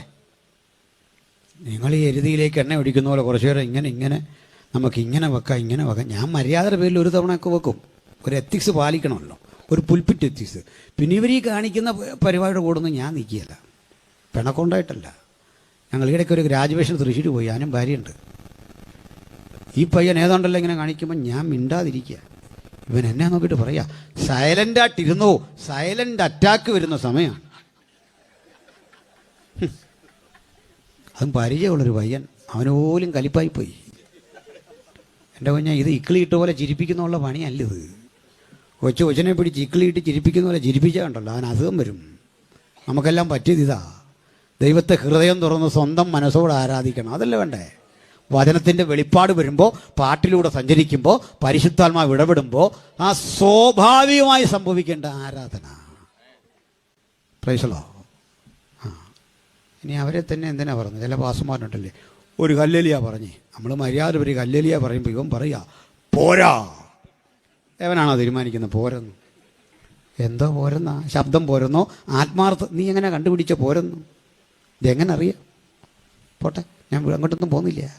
ഇവൻ വിളിക്കുക, യേശുവേ മഹോന്നതനായ കർത്താവ് പറഞ്ഞ മിണ്ടരുത്, മിണ്ടിപ്പോല്ല. അവിടെ ഇരുത്തി. എന്താണെന്നറിയണ്ടേ? യേശു വന്നതേ ദൈവത്തല്ല മനുഷ്യത്വം വെളിപ്പെടുത്താൻ. പിടികിട്ടിയില്ല? പറയാം, ഒറ്റവാക്കി പറയാം. ഈ കുറ്റവാളിയെ പിടിക്കാൻ സ്റ്റാറും പദവിയുമൊക്കെയുള്ളൊരു പോലീസ് യൂണിഫോമിൽ വന്നാൽ രക്ഷപ്പെടാൻ ഒരു പാടുമില്ല. പുള്ളി എന്നെ പിടിക്കാൻ അവിടെ നിൽക്കാമെന്ന് കുറിച്ചു, ജീപ്പും ഒക്കെ അവിടെ കിടപ്പുണ്ട്. ഞാനിങ്ങോട്ട് ഇറങ്ങി MLA എന്ന് വിളിച്ചോ, സാറേ കുറച്ച് നേരമായിട്ട് ഇയാൾ ഇവിടെ നിന്ന് കറങ്ങുക, പാസ് വിഷമിക്കുമെന്നും വേണ്ട, ഞാൻ അവനെ പറഞ്ഞു വിട്ടേക്കാം. അതൊക്കെയാണല്ലോ ഈ ലോകത്തൊക്കെ, അങ്ങനെയൊക്കെ സംഭവിക്കാറുണ്ടോ? ഉണ്ടാവും പറഞ്ഞ് മന്ത്രിയെ വിളിക്കും, PA വിളിക്കും, അവരെ വിളിക്കും. ഇങ്ങനെയൊക്കെയാണ് മനുഷ്യൻ്റെ കാര്യം. അങ്ങനെ വേണോ അത്? കാരണം ജനാധിപത്യമാവണ്ട. എത്ര നോക്കിയിട്ടും സ്വാധീനമുള്ള എന്നെ പിടിക്കാൻ പറ്റുന്നില്ല. പക്ഷെ ഒരു കാര്യം, വേഷം മാറിയൊരു ഉദ്യോഗസ്ഥൻ എന്നെ പിടിച്ചേ അടങ്ങൂ എന്ന് വിചാരിച്ചാൽ തല കൊണ്ടേ അവൻ പോകും. എന്നെ കൊണ്ട് അടുത്ത കാലത്ത് ഞങ്ങളുടെ കൂടെ പഠിച്ചൊരു ഷാജി സെബാസ്റ്റ്യൻ പാസ് ഉണ്ട്, അങ്ങ് സ്ഥാപിച്ചാനറിയാം. ഹൈക്കോടതിയുടെ അടുത്തുള്ള ഒരു ജയിലിൽ പോയി. അവരോട് നമ്മൾ കൗൺസിലിങ്ങിൻ്റെ ഒക്കെ ഭാഗമായിട്ട് ഇങ്ങനെ സംസാരിക്കുമ്പോൾ ഒരു പ്രാർത്ഥിക്കാൻ വരും. പിന്നെ അതിലൊരു പുള്ളി എന്നെ വന്ന് കണ്ടിട്ട് അടിമുടി നോക്കിയിട്ട് ഇഷ്ടപ്പെട്ടില്ല. എന്നെ ഇഷ്ടപ്പെടാത്ത ഒത്തിരി മനുഷ്യരുണ്ട്. അതിലിവനാകെ നോക്കിയിട്ട് പറഞ്ഞു, പാസ്റ്ററാണോ? അതെ. എന്നെപ്പോലുള്ളവർ എനിക്ക് ഇഷ്ടമല്ലെന്ന് പറഞ്ഞു. അതിപ്പോൾ അവന് ഇഷ്ടമല്ലെന്നും പറഞ്ഞ് ഞാൻ ആത്മഹത്യ ചെയ്യാൻ നോക്കുമോ? അങ്ങനെ ആത്മഹത്യ ചെയ്യാനാണ് എത്രയോ ഘട്ടം ജീവിതത്തിൽ കഴിഞ്ഞു പോയി. ഞാനൊന്നും മിണ്ടിയില്ല. പോലീസുകാരടുക്കുണ്ട്. പുള്ളി പറഞ്ഞു, നിനക്ക് ഇഷ്ടമില്ലേ, നീ പോക്കോളാൻ പറഞ്ഞു. ഞാനിങ്ങോട്ട് തിരിഞ്ഞടക്കുമ്പോൾ പോലീസുകാരൻ ചോദിച്ചു, സാറേ അവൻ അത്രയും ക്ഷുഭിതനായത് മനസ്സിലായി. ഞാൻ പറഞ്ഞു, അവനെന്തോ ഇഷ്ടക്കേട്. ഒന്നുമല്ല, അവനെ ഒരു പോക്സോ കേസിലെ പ്രതിയാ, ഒരു കൊച്ചു കുഞ്ഞിനെ പീഡിപ്പിച്ചു കൊന്നു. ഇവനന്ന് ആർക്കും അറിയത്തില്ല. അപ്പോൾ ഇവന് ഈ ചായയും വടയൊക്കെ വണ്ടിയെ പോയി വിൽക്കുന്നൊരു പണിയാണ്, സൈക്കിളിൽ. പഠിച്ച പണി 18 നോക്കിയിട്ടും പ്രതിയെ കിട്ടുന്നില്ല. ഒരു നേരിയ സംശയം മാത്രം. ഒരു ദിവസം ഒരു പാസ്റ്റർ അവൻ്റെ അടുത്ത് വന്നു. ചായ മേടിച്ച് കുടിച്ചു, വടയൊക്കെ തിന്നു, പരിചയപ്പെട്ടു. എൻ്റെ മുഖത്തേക്ക് നോക്കിയിട്ട് പറഞ്ഞു, ഒരു വലിയ ദുഃഖം നിന്നെ വേട്ടയാടുന്നല്ലോ. എന്നിട്ട് മാറിയെന്നേ സംസാരിച്ചു. പറഞ്ഞു നിൻ്റെ ഞാൻ കണ്ണടയ്ക്കുമ്പോഴൊക്കെ ഒരു കൊച്ചു കുട്ടിയുടെ കരച്ചിൽ കേൾക്കാം. ചോദിച്ചു അവസാനം ഇവൻ സമ്മതിച്ചു. സാർ പറ്റിപ്പോയി സാർ. ആ കൺവെഷൻ അങ്ങോട്ട് കഴിയുകയും ഈ പാസ വിധം മാറി ഉള്ളി കാലി മടക്കരാടി ഇങ്ങനൊരു പിടി വണ്ടിയെ കയറ്റി. പിന്നെ ഈ കിടപ്പ കുറേ പ്രൊസീജിയറൊക്കെ ഉണ്ട്. ഇവൻ അന്ന് മുതൽ നമ്മളെ കണ്ടാൽ ഭയങ്കര വിഷമം. നമ്മളെപ്പോലുള്ളവരെ കണ്ട ഞങ്ങളൊന്നും ചെയ്തിട്ടല്ല. പോലീസുകാരൻ പറയാം, സാറേ പാസ്റ്റർ ഒന്നും അല്ലെന്ന്. പിന്നെന്താ? ഇതേ ഇവനെ തന്നെ പിടിക്കാൻ നിയോഗിച്ച സ്പെഷ്യൽ പോലീസുകാരനാണ്. വേഷം മാറിയ പോലീസ് പാസ്റ്റർ വേഷത്തിൽ വന്നിരിക്കുക. കുറച്ചാൾ നമ്മുടെ സഭായോഗത്തിനൊക്കെ കൂടി ഈ ശൈലിയെല്ലാം പഠിച്ചിട്ട് വന്നിരിക്കുക. കേസ് ഡയറി കയ്യിലിരിക്കുക. അതാ ഈ ഡേയും ഡേറ്റും ഒക്കെ കൃത്യം പറഞ്ഞു. അതിൽ പിന്നെ പ്രവാചകന്മാരെന്ന് കേട്ടാൽ എനിക്ക് പേടിയാ. എൻ്റെ പൊന്നോ അത് കുട്ടിച്ചാ സൂക്ഷിച്ചോണം. എല്ലാമൊന്നും തുറന്ന് പറയണ്ട നീ. പോട്ടെ, പിടിച്ചകത്തിട്ടിരിക്കുക. എന്താ കാര്യം എന്നറിയണ്ടേ? പറയാം. അതേ, യൂണിഫോം ധരിച്ച പോലീസിനേക്കാൾ അപകടകാരിയാ വേഷം മാറിയ പോലീസ്. അവൻ നിന്റെ തല കൊണ്ടേ പോകൂ. നിന്നെ നിയമം കൊണ്ട് കുരുക്കി അകത്തിടും. വേണ്ടി വന്നാൽ ചെയിനിലാക്കും. വേണ്ടി വന്നാൽ അവൻ നിന്നെ ആ വധശിക്ഷയ്ക്ക് വിധേയമാക്കും. എന്നിട്ടേ പോകൂ. അന്നു മുതൽ സാത്താന്യ ശക്തികൾക്ക് യേശുവിനെ കണ്ടപ്പോൾ ഒരത്ഭുതം. ഇവൻ തന്നെയാണോ എൻ്റെ തല തീർക്കാൻ വരുന്നത്? ആ പേടി കൊണ്ട് ചോദിക്കുക, നീ ദൈവപുത്രനെങ്കിൽ പറഞ്ഞു. യേശു പറഞ്ഞു, മനുഷ്യൻ അപ്പം കൊണ്ട് മാത്രമല്ല. പിശാചിന്റെ ചോദ്യം, if you are the son of God. യേശുവിന്റെ മറുപടി, മനുഷ്യൻ. ക്രൂശിൽ കിടക്കുമ്പോൾ ഒരുത്തം പറഞ്ഞു കേട്ടോ, നീ ദൈവപുത്രനെങ്കിൽ ക്രൂശിൽ നിന്ന് ഇറങ്ങി വാ. യേശുവിന്റെ മറുപടി എങ്ങനെ? അവിടെയും കേട്ടില്ലേ? ഞാനേ ക്രൂശിൽ നിന്ന് ഇറങ്ങാൻ വന്നതല്ല, ക്രൂശ് സഹിക്കാം. ഈ സഹനത്തിൻ്റെ 3.5 കൊല്ലത്തിനിടയ്ക്ക് അവൻ ലാസറിന്റെ വീട്ടിലെത്തി. മരിച്ചു മണ്ണോട് ചേരാൻ കാത്തിരിക്കുന്നവന്റെ കല്ലറയുടെ മുമ്പിലെത്തി. ആ കല്ലറയുടെ മുമ്പിൽ വെച്ച് യേശു വിതുമ്പി. ശരിക്ക് കരഞ്ഞെന്നല്ല, യേശു കണ്ണീർ വാർത്തു എന്ന് മലയാളത്തിലുണ്ടെങ്കിലും ശരിക്കും എങ്ങനെ മനസ്സിലാക്കേണ്ട? വിതുമ്പി. എന്താ വിതുമ്പുക എന്ന് പറഞ്ഞാൽ? കണ്ണീര് പുറത്തു വരാത്ത സങ്കടം പുറത്തു. രണ്ടാമത്തെ കരച്ചിൽ, അവൻ യെരൂശലേമിൽ നിന്ന്, ഒലിവുമലയിൽ നിന്ന് യെരൂശലേമിനെ സമീപിക്കുന്ന ഘട്ടത്തിൽ യെരൂശലേമിന് സംഭവിക്കാതിരിക്കുന്ന പതനമോർത്ത് കരഞ്ഞു. ആ പതനത്തിൻ്റെ നിവൃത്തി എന്ന വണ്ണം യെരൂശലേം തകർന്നടിഞ്ഞു. AD 70. ഞാനിന്ന് രാത്രി പ്രസംഗിക്കുന്ന സമയം വരെ പുനർനിർമ്മിക്കാനാവാതെ ചിതറിക്കിടക്കുന്ന കല്ലുകൾ ആ കരച്ചിലിൻ്റെ വീര്യം പ്രസ്താവിക്കുമെങ്കിൽ അതേ ക്രിസ്തു ക്രൂശിൽ കിടന്ന് കരഞ്ഞു. ആ കരച്ചിൽ യേശുവിന് 1000 ആണ്ട് മുമ്പ് ജീവിച്ചിരുന്ന പ്രവാചകൻ 22-ാം സങ്കീർത്തനത്തിൽ എഴുതി, എലി എലി ലമ്മാ ശബക്താനി. ഈ ക്രൂശിലെ സംഭവത്തിന്റെ തുടക്കം നീ എന്നെ കൈവിട്ടതെന്ത് എന്ന് ചോദിച്ചുകൊണ്ടാണെങ്കിൽ, ക്രൂശിലെ സംഭവം അവസാനിക്കുമ്പോൾ പറയുക, എൻ്റെ ആത്മാവിനെ നിന്റെ കരങ്ങളിൽ. ആ വിട്ട കയ്യിലേക്ക് ആത്മാവിനെ തിരികെ പരമേൽപ്പിക്കണമെങ്കിൽ കൈവിട്ടെങ്കിലും ആ കൈ പോകാതെ തൻ്റെ പുത്രനെ തേടി അവിടെ നിൽക്കുമെങ്കിൽ, ഇന്ന് രാത്രി കരയുന്ന ദൈവവൈതലേ, ആ ദൈവ സാന്നിധ്യം നമ്മെ വിട്ടു പോയിട്ടില്ല. ഒരു ഘട്ടത്തിലേക്ക് ക്രൂശിന് ഏൽപ്പിച്ചു കൊടുക്കാൻ പിതാവിന് ഇഷ്ടം തോന്നി. മനുഷ്യരാശിയുടെ പാപത്തിന്റെ പരിഹാരത്തിനായി അവനെ ഏൽപ്പിച്ചു കൊടുക്കാൻ ഇഷ്ടം തോന്നി. എന്തിനു വേണ്ടിയാ? എന്റെയും നിങ്ങളുടെയും പാപത്തിന്റെ പ്രായശ്ചിത്തം. ആ പ്രായശ്ചിത്തമായി അവന്റെ കാൽകരങ്ങളിൽ അണിയടച്ചു. ഇന്നും ആണിപ്പാടുകളോടെ അവൻ നിത്യതയിൽ നമുക്ക് വേണ്ടി പക്ഷപാതം ചെയ്യുന്നു. ആ ഒരു പോയിന്റ് കൂടി 1 മിനിറ്റ് കൊണ്ട് പറഞ്ഞ് ഞാൻ അവസാനിപ്പിക്കാം. ഞാൻ അടുത്ത കാലത്ത് ഒരിടത്തിങ്ങനെ സംസാരിച്ച വഴിക്ക് നിത്യതയിലും നമ്മുടെ കർത്താവുമായി നമുക്കൊരു പന്തിഭോജനമുണ്ടെന്ന് പ്രസംഗിച്ചു. അതിനൊരുത്തം പറഞ്ഞ നിത്യതയിൽ കർത്തൃമേശ നടത്തുമെന്ന് പ്രസംഗിച്ചെന്ന്. പാതി കേട്ടായി വരുന്നത്. അതേത് മേശയായിക്കോട്ടെ, നിത്യതയിൽ കർത്താവ് നമ്മളുടെ ഭക്ഷണം ഉണ്ടെന്ന് തെളിവറിയോ? ഞാൻ എൻ്റെ പിതാവിൻ്റെ രാജ്യത്തിലല്ലാതെ ഇനി മുന്തിരിവള്ളിയുടെ അനുഭവത്തിൽ നിന്ന് കുടിക്കുകയില്ലെന്ന്. അപ്പോൾ ഇല്ലേ? ഉണ്ട്. എന്താ എങ്ങനെയാണെന്ന് നമുക്കറിയില്ലെങ്കിലും എന്തിനാ ഈ മുന്തിരിവള്ളിയുടെ അനുഭവത്തിൽ നിന്ന് പിന്നെയും കുടിക്കുന്നറിയണ്ടേ? പറയാം. കർത്താവ് പറഞ്ഞു, ഞാൻ വരോളം എൻ്റെ മരണത്തെ പ്രസ്താവിക്കുന്നതാണ് ഈ തിരുമേശ. വന്നു കഴിഞ്ഞാൽ തിരുമേശ ഇല്ല. അപ്പം നിത്യതയിൽ ചെല്ലുമ്പോൾ നമുക്ക് തിരുമേശയുടെ അനുഭവമായ യേശുവിൻ്റെ ക്രൂശ് മരണം മറക്കാനാവുമോ? മറക്കാനാവില്ല. എന്താ കാര്യമെന്ന് പറയാം. നമ്മളിവിടുന്ന് ഭൂമിയിലിരുന്ന് പാടുന്ന പാട്ടിൽ 90% സ്വർഗത്തെ പറ്റിയൊക്കെ ഉള്ള പാട്ടാണ്, പഴയ പാട്ടുകൾ. ഇപ്പം ചുമ്മാ കുറേ പാട്ടൊക്കെ വരുന്നുണ്ട്. ഒരുത്തൻ പാടുന്നില്ലേ, എന്താ ഇപ്പം ചെയ്യുക? നീ ഒന്നും ചെയ്യണ്ട, എനിക്കൊന്ന് പോയി തരാമോ? എന്നാൽ നിത്യതയെക്കുറിച്ചാണ് പഴയ പാട്ടുകൾ, നമ്മളെ ത്രസിപ്പിക്കുന്ന പാട്ടുകളല്ലേ. പക്ഷെ നിത്യതയിൽ ചെന്ന് കഴിഞ്ഞാൽ പിന്നെ നിത്യതയെക്കുറിച്ച് പാടുമോ? കർത്താവ് താൻ ഗംഭീരനാദത്തോടും സ്വർഗത്തിൽ കൂടെ പാടി നടക്കും ആരെങ്കിലും? അതുപോലെ അതപ്പതിച്ച കാര്യമുണ്ടോ? അത് കഴിഞ്ഞെന്ന് ഇതൊന്നും പാടുകയില്ല. ഇവിടെ പാടുന്ന 90% പാട്ടും അവിടെ വേണ്ട. ഇവിടുത്തെ പ്രധാനപ്പെട്ട പല സംഭവങ്ങളും അവിടെ വേണ്ട.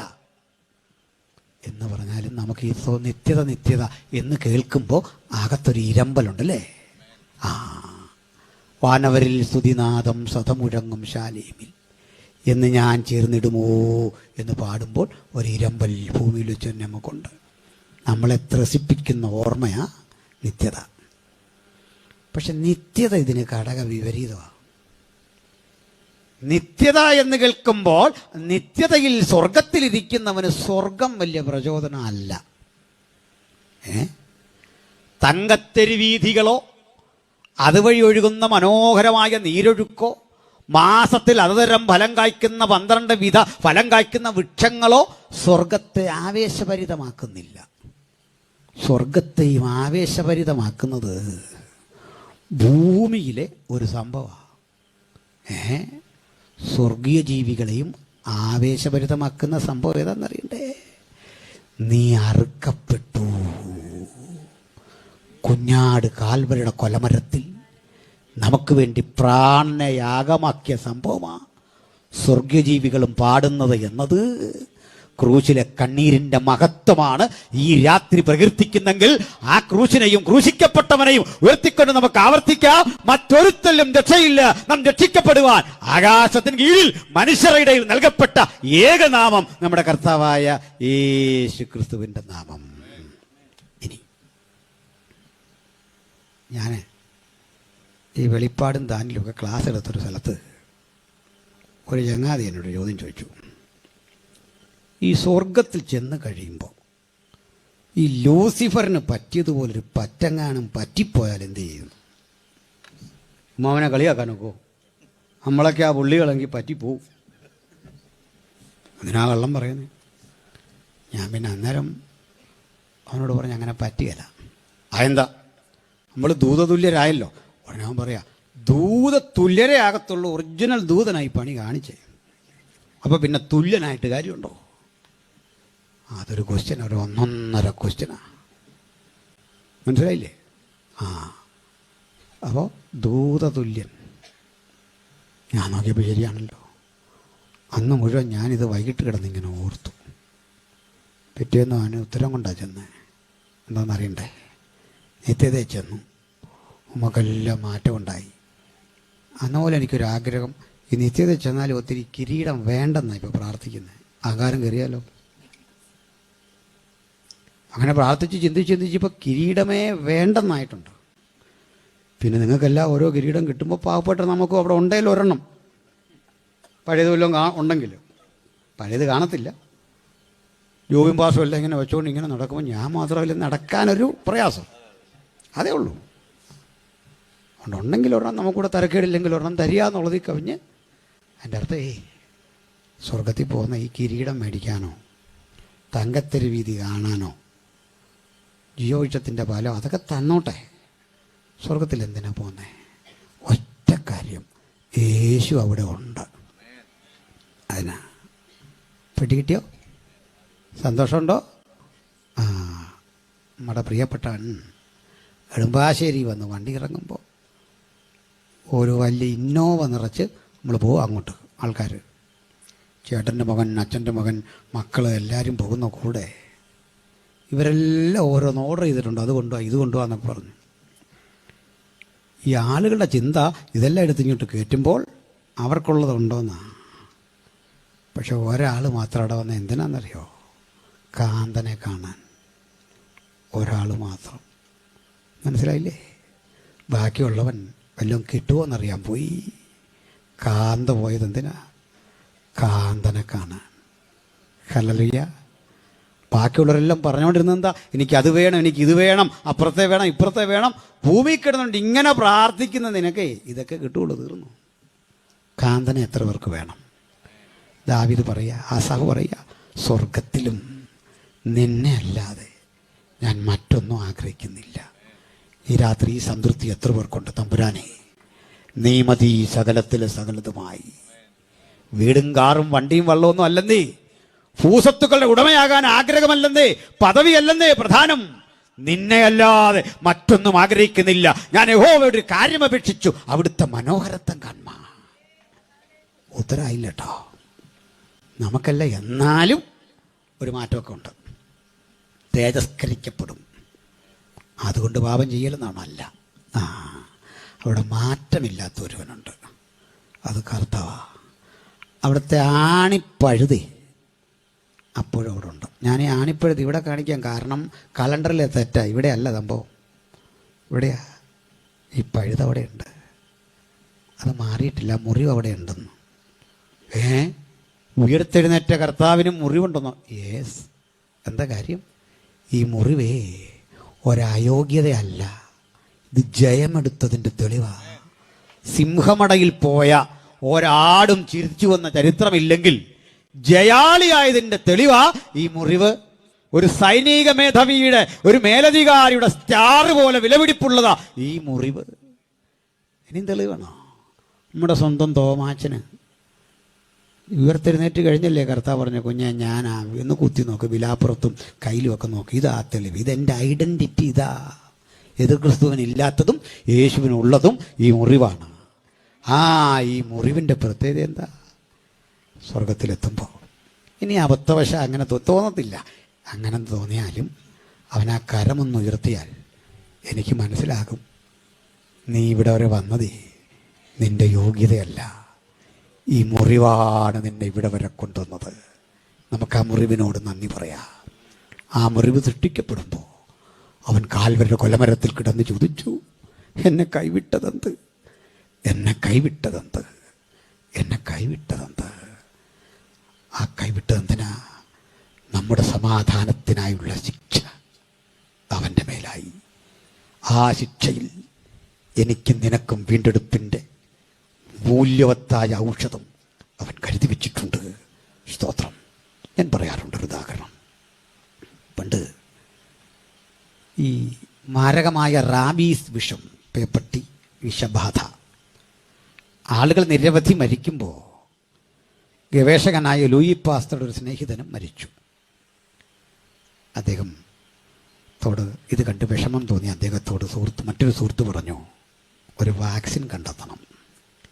പാസ്റ്റർ ഗവേഷണത്തിൽ മുഴുകി. താൻ നിരവധി കുതിരകളെ വളർത്തിയിരുന്നു പരീക്ഷണശാലയിൽ. വിദ്യാർത്ഥികളെ കൂട്ടി വരുത്തി ഒരു കുതിരയെ കാണിച്ചു കൊടുത്തിട്ട് പറഞ്ഞു, ആ പേപ്പട്ടിയുടെ വിഷമെടുത്ത് ഒരു കുതിരയെ കുത്തുക. കുത്തി. കുറേ അധികം കുതിരകളിൽ കുത്തി, അതൊക്കെ ചത്തുപോയി. ഒരു കുതിരയിൽ മാത്രം കുറഞ്ഞ അളവിൽ ഒരു വിഷം കുത്താൻ പറഞ്ഞു. അത് കുത്തി. കുതിരയ്ക്കൊരു കുഴപ്പമില്ല. ആ കുതിരയിൽ പിറ്റേ ദിവസം അല്പം കൂടെ കൂടിയ ഡോസ് കുത്താൻ പറഞ്ഞു. ഒരു കുഴപ്പമില്ല. അങ്ങനെ പലവട്ടം കുത്തി കുത്തി കുത്തി ഒരു നിർണായക ദിവസം വന്നു. ഇനി പേടിക്കണം. കാരണം മറ്റു കുതിരകൾ ചാകാൻ ഹേതുവായ അളവിലെ വിഷം നാളെ കുത്തും. കുത്തി. കുതിര ചത്തില്ല. പാസ്റ്റർ കൈയടിച്ചു. വീണ്ടും നാളെ അതിനിർണായകം. ഇപ്പോൾ വരെ പ്രയോഗിച്ചതിൻ്റെ ഇരട്ടി ഡോസ് അടിക്കണം. കുത്തി. കുതിര ചത്തില്ല. പക്ഷെ ഒന്ന് ചിനച്ചു. എൻ്റെ കണ്ണിലൂടെ നീർച്ചാലുകളൊക്കെ ഒഴുകി. ഗവേഷകൻ വിട്ടില്ല. വീണ്ടും അടിക്കണം വിഷം. കുത്തി. ഇത്തവണ കുതിര വീണു. നിർത്തിയൊക്കെ. കുതിര പിടഞ്ഞു. അതിൻ്റെ നാവിലൂടെ നുരയും പതയും പുറത്തു വന്നു. ഹൈഡ്രോഫോബിയ, അതാണ് പേവിഷം ബാധിച്ചാൽ വെള്ളം കണ്ടാൽ ഭയം. ആ മാനസികാവസ്ഥ വരും. കുതിര കയ്യും കാലും വിട്ടടിച്ചു. ഭീകരമായ അവസ്ഥ. വാച്ച് ചെയ്യണം കേട്ടോ എല്ലാ ദിവസവും. ശിഷ്യന്മാർ നോക്കി. ഒരു ദിവസം ഒരു ശിഷ്യൻ വന്നു പറഞ്ഞു, സർ ഒരു മാറ്റം. എന്താ അത്? ചത്തു എന്ന് കരുതി ഒരു ചെറിയ ശ്വാസം മാത്രം ഉണ്ടായിരുന്ന കുതിര കൈയും കാലും ഇട്ട് അടിച്ചടിച്ചടിച്ച് ഒരു ജീവന്റെ ലക്ഷണം പ്രകടമാക്കുന്നു. എൻ്റെ ശരീരത്തിലേക്ക് കുറേ വെള്ളമൊഴിച്ചു. കുതിര ബുദ്ധിമുട്ടി നാവ് കൊണ്ട് ആ വെള്ളം ഇങ്ങനെ തോർത്തിയെടുത്തു. ലൂയിപ്പാസ് പറഞ്ഞു, അതിനെ അല്പം മുതലയും തിനയുമൊക്കെ തിന്നാൻ കൊടുക്കുക. തീറ്റ കൊടുത്തു, ആ പുല്ലൊക്കെ കൊടുത്തു, അത് തിന്നു. കുടിക്കാൻ വെള്ളം കൊടുത്തു. അദ്ദേഹം പറഞ്ഞു, അതിനെ ഒന്ന് കുളിപ്പിച്ചു. അതിനെ വൃത്തിയാക്കി. ശരീരത്തൽപ്പം എണ്ണ തടവി. അതിൻ്റെ പുറത്ത് കയറി ഒരാൾ ഈ ഗ്രൗണ്ടിലൂടെ ഒന്ന് ഓടിച്ചു. അത് ചിനച്ചു കുതിച്ച് ഇരട്ടി ശക്തിയോടെ തിരിച്ചു വന്നു. അദ്ദേഹം ഇങ്ങനെ കൈയടിച്ചു. കുട്ടികൾക്കൊന്നും മനസ്സിലായില്ല. കുട്ടികൾ ചോദിച്ചു, എന്തിനാ ഞാൻ കൈയടിച്ചെന്ന് മനസ്സിലായോ? ഇല്ല സാർ. പറയാം. 10 മടങ്ങ് വീര്യമുള്ള വിഷം കുത്തിയിട്ടും മറ്റു കുതിരകൾ മരിച്ചു വീണ സ്ഥാനത്ത് ഈ കുതിര ചത്തില്ല. കാരണം മനസ്സിലായോ? ഇല്ല. ഇതിൻ്റെ പേരാ ആർജിത പ്രതിരോധ ശേഷി. അതിന് ആ കുതിരയെ കൊല്ലണം. കൊന്നിട്ട് അതിൻ്റെ രക്തം ശേഖരിക്കണം. എന്നിട്ട് അതിൽ നിന്ന് വാക്സിൻ വികസിപ്പിക്കണം.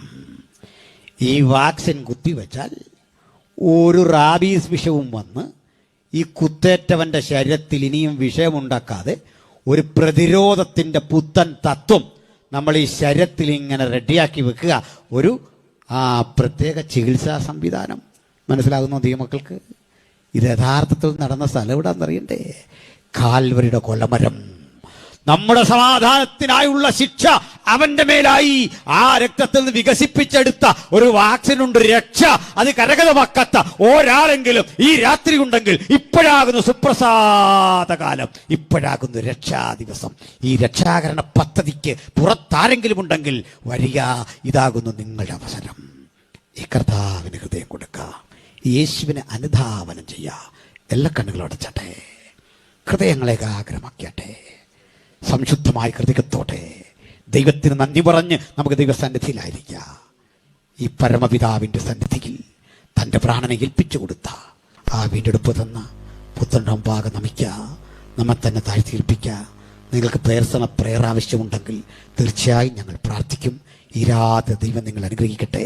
ഞാനൊരു വാക്കിൽ പ്രാർത്ഥിക്കുന്നു. സ്വർഗസ്ഥനെ, വചനം കേട്ടങ്ങയുടെ മക്കളുടെ മീതെ നിന്റെ ശക്തി ചൈതന്യങ്ങൾ വ്യാപരിക്കണം. പുത്തൻ ഉണർവോടെ, പുത്തൻ കൃപയോടെ നിന്നെ അനുധാവനം ചെയ്യുവാൻ ഈ വചനം കേട്ട ഏവരെയും സ്വർഗം തൊട്ടനുഗ്രഹിച്ചാട്ടെ. പ്രാർത്ഥന ഇട്ടതിനായ സ്തോത്രം. യേശു ക്രിസ്തുവിൻ വിലയേറിയ നാമത്തിൽ തന്നെ എല്ലാവർക്കും വന്ദനം. ഈ വചനങ്ങളാൽ കർത്താവ് നമ്മളെ അനുഗ്രഹിക്കട്ടെ. ആമേൻ.